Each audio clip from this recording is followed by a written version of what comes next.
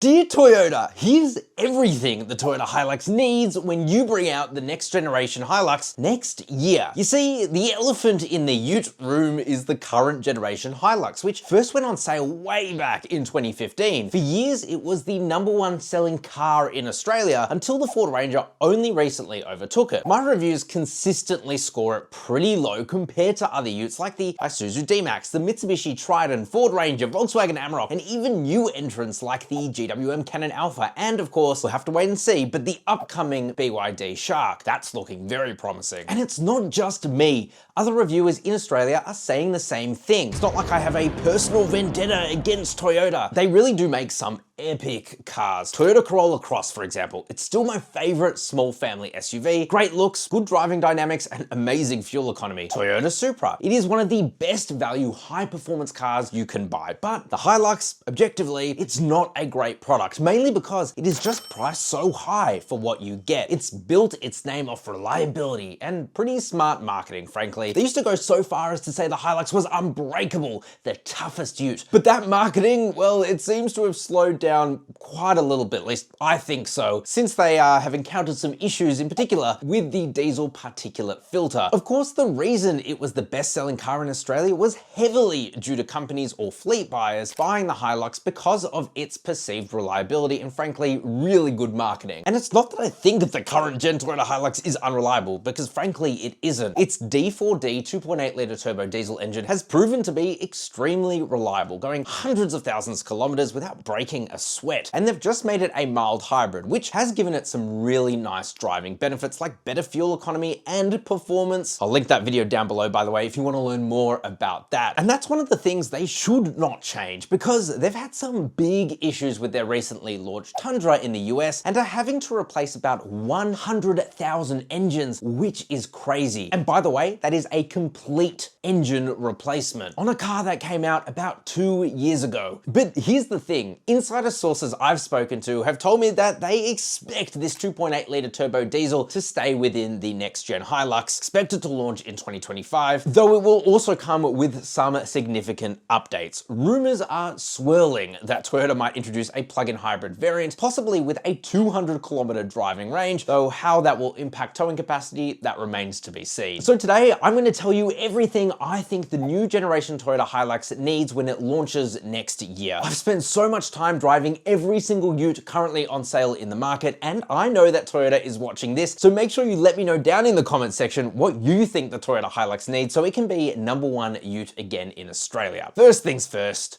Toyota, update that damn interior. I've now reviewed 4 different HiLuxes on the channel, SR, SR5, Rogue, and GR Sport, and I'm just gonna say it, all of them had unacceptable interiors, especially at their price point. Even the lower spec SR with mild hybrid, which by the way costs a whopping $56,120 before on-road costs, it comes with a plastic steering wheel and cheap, scratchy materials everywhere. For context, a GWM Cannon Alpha Ultra Diesel that comes in at $57,990 drive away. So it works out to be cheaper, and it has things like Napa leather with heating and cooled seats, sunroof, digital instrument displays, and so much more. And before you yell and scream saying the GWM Cannon Alpha has terrible reliability, the reality is it doesn't. The engine in it, a 2.4 litre turbo diesel, sure, it's not very powerful, doesn't have much torque, but frankly, it's been sold around the world, and from all reports, it's holding up very well. Back to the interior though, it feels old and it is old. So what does Toyota need to do? Well, actually, it's pretty simple. They just need to spruce it up. Take a look at their new Land Cruiser 250 series, or the Prado as we will be calling it here in Australia. Make sure you subscribe. I'll be reviewing that very soon. Its interior is 1,000 times better than the Prado that came before it. And because the all-new HiLux will be based on the same architecture as the new Prado, you can expect to see a very similar interior. That means soft touch materials to help soak up that road noise, at least in most trims other than of course the base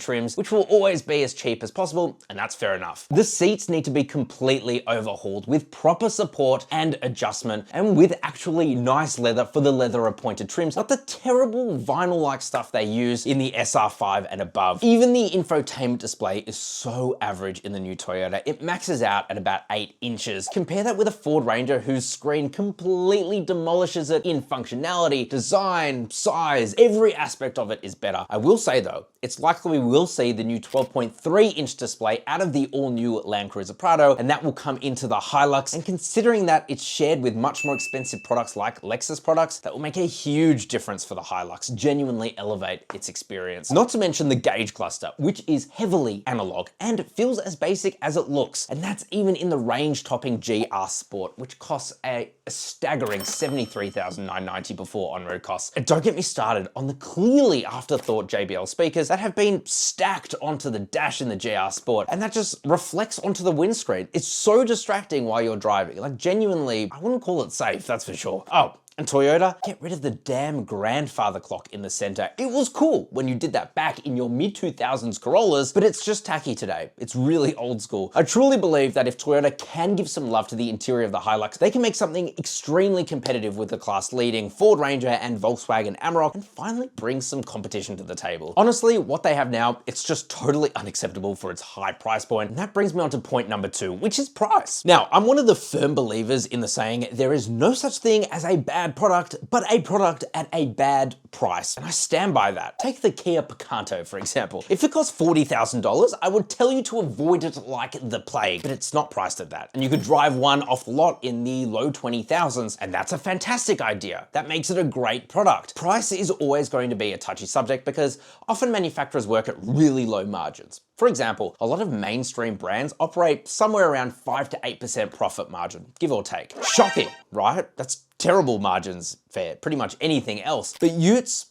are different. We don't know profit margins for sure because it's a bit of a trade secret, but it's often said that light commercial vehicles like Utes, trucks, vans, they're at least 2 to 3 times more profitable than their passenger car counterparts. So think about it. The technology that underpins a Ute is so much cheaper than pretty much anything else. They are almost exclusively body on frame, 2 steel beams and a body on top. It's now a relatively ancient technology versus a monocoque build where the body of the car is the structure of the car. That's much more expensive to do. And you'd find that in the Toyota Corolla Cross, for example. And then you just look at the prices of these Utes, which are often extraordinary for what you pay. Plastic steering wheel in a $60,000 Hilux SR, for example, and you know they are just making bank. And by the way, yes, that extends to the Ford Ranger. We just reviewed the base model Ford Ranger, the XL Black Edition. That's like 60 grand again, and that also comes with a plastic steering wheel and halogen lights. What the f? And for those wondering why some Utes like the GWM Cannon Alpha are so cheap, it's because their profit margins are suspected to be closer to that 5% mark. And my bet is if they wanted to price it similar to a Hilux, it would probably be closer to $100,000 drive weight. And I'm not playing favorites here. I'm simply saying the Hilux could be better value. And yes, I stand by that. Of course, what really matters is the price you actually pay. And that's why we made CarSauce.com/buy, where we have a dedicated team of people who will get you the best price on your next car or Ute with cars that are actually in stock. And that's because we have thousands of dealers who we make literally fight each other to get you the absolute best deals on your next car. So if that sounds good to you, which it definitely should, head to CarSauce.com/buy when you want to buy a Toyota HiLux, Ford Ranger, GWM Cannon Alpha, or any other new car. And of course, you want the best price. Now let's talk about the drivetrain and what I think can be improved here. First of all, the engine we are likely to actually see here is the same engine the Hilux has now. We can beg Toyota to bring in a V6 like the Ford Ranger, but I guess we should also be pretty careful what we wish for. Like I said,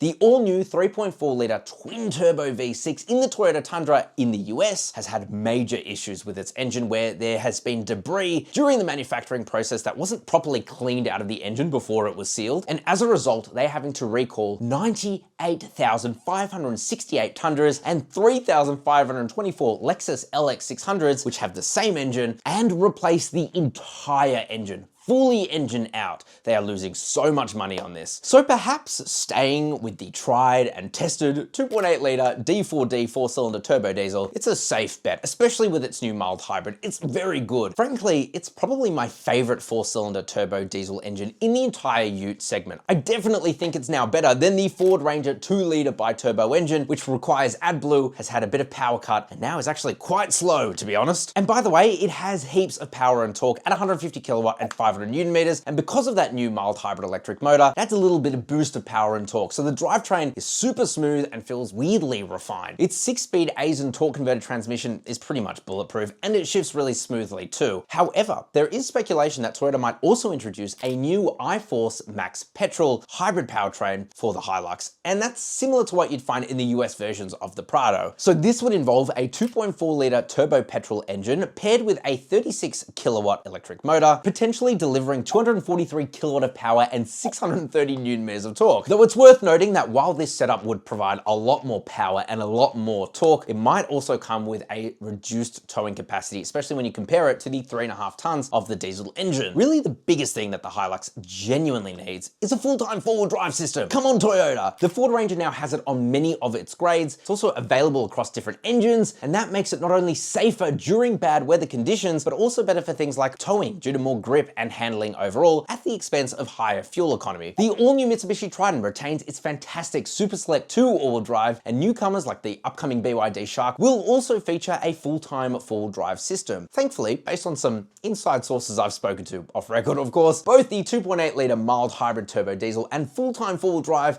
are very probably going to be in the next-gen HiLux. The other thing that Toyota will need to do is a plug-in hybrid variant, at least to compete with the BYD Shark and the upcoming Ford Ranger PHEV. And it's likely that they will turn to BYD to help them manufacture a 1.5 litre turbo petrol engine mated with dual electric BYD sourced motors and a BYD battery blade. And by the way, if you want to learn more about that, go watch our Toyota is using BYD technology video, and I'll link that course down below, just below that like button. And by the way, that powertrain will feature in the BYD Shark and has an insane 320 kilowatt of power and 650 Newton meters of torque, but a brake towing capacity of just 2.5 tons, whereas the all-new Ranger PHEV, that's gunning for 3.5 tons. Oh, and suspension. The Toyota HiLux is one of the roughest riding utes out there, and it's been a known issue for years. Genuinely, it's just a really bad ride. They updated the suspension in 2022, thankfully, and that made it 10 times better than before, but it's still significantly worse than the Ford Ranger or Volkswagen Amarok. So please, please, please, please, Toyota, make the HiLux ride better. Of course, there's also safety, specifically active safety. Now, active safety technology has definitely gone too far in recent times, I think. ANCAP requirements for eye monitoring, for example, have led to some of the most unrefined and annoying systems known to man. So bad that ANCAP are starting to implement new testing to make sure that that stuff stop sucking. However, other technology like lane centering and stop and go adaptive cruise control make long distance driving and touring so much easier and frankly safer. So really, Toyota needs to introduce this to the HiLux, and we've seen them do this very successfully in most of their other passenger vehicles where the cars will essentially drive themselves down a highway. But even more importantly, we need Toyota to make sure these systems are not poorly refined, and a really bad example of this happening is of course with the GWM Tank 300, which just swayed from side to side while driving with lane centering off. Thankfully, they fixed that very, very quickly, but it shows that refinement is just as important as the feature itself. And of course, off-road capability. The HiLux is already a capable off-roader, no doubt. And with variants like the GR Sport, this is taken to the next level. However, the fact that even the top spec off-road focused GR Sport HiLux doesn't have a front locking diff is genuinely a tragedy. So when combined with the part-time four-wheel drive system, the HiLux really needs at least the option of a front locking diff in higher trims. Not to mention, when you compare it with the Ranger, which comes with off-road cameras and telemetrics, the HiLux comes with pretty much none of that. So it feels more early 2000s than mid 2020s. Oh, and the tires, why the HiLux still comes with highway terrains is beyond me. It should come from factory with all terrains, much like the Ranger. So, Toyota, here's the bottom line, and I know you're listening. Absolutely, the HiLux has an incredible legacy, but the next generation needs to do more than just rely on its past. It needs to push past the boundaries of what a Ute can be in today's market. We're talking a major interior overhaul, a more competitive pricing strategy, updated drivetrain with possibly a plug-in hybrid option, probably should do that, and a suspension that doesn't punish you on every bump. It's time for the HiLux to step up in terms of safety too. We need active safety tech that's not only present, but actually refined to the point where it enhances the driving experience rather than complicating it. And let's not forget that off-road prowess that made the HiLux a legend in the first place. Bring in those full-time four-wheel drive systems, off-road modes, and for the love of all things off-road, give us the front locking differential in the top spec models. And here's the kicker, guys. The competition is only getting way fiercer. We're not just talking about established players like the Ford Ranger or Volkswagen Amarok. New entrants like the BYD Shark, they are on the horizon. And there's also an onslaught of Chinese Utes flooding the market. I can't tell you about them yet, but there's a lot more coming, offering way more features, better tech. And these newcomers are hungry and they are going to be bringing serious game to the table. If Toyota, if they want to stay on top, the HiLux needs to evolve and do so fast. The next gen HiLux has the potential to reclaim its throne, absolutely, but only if Toyota makes the right moves. And to all of you watching, what do you think? Does Toyota need to shake things up with the next HiLux, or are you happy with what's on offer today? Drop your thoughts in the comment section down below. Toyota's definitely paying attention. Of course, if you enjoyed this video, please do share it with a friend. It really helps the channel out. And if you're ready to get your hands on the best deal for a HiLux or any new car out there, don't forget to check out carsauce.com/buy. Ciao for now.